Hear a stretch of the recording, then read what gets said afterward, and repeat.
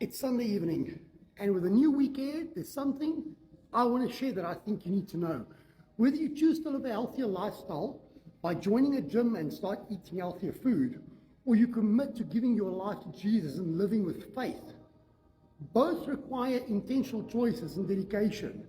And it's natural that some people may walk away, but that doesn't matter because you started this journey for you.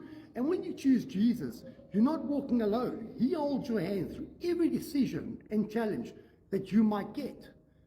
Fitness and faith isn't separate. They complement each other so much because just as much as your body needs daily training, proper nutrition and food to live healthier, your soul requires regular spiritual feeding too, by reading the Bible, praying, and seeking divine guidance and knowledge from Father Jesus so you can know Him better.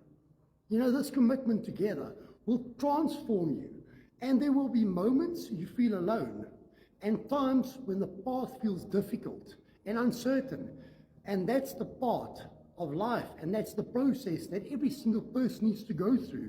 Sometimes it's difficult, and in these moments, Jesus becomes your rock, your strength, your motivation, and your steady guide to life and how to live it, to make great decisions towards a successful future. You know, by choosing faith and fitness, you're aligning your body and your soul towards a future marked with focus, resilience, you got purpose, success, and a lasting change. This is more than just a lifestyle. It's a life transformation and worth it every step of the way. I hope that this can help you make great decisions this week. Have a wonderful evening and lots of blessings to everyone for this new week ahead.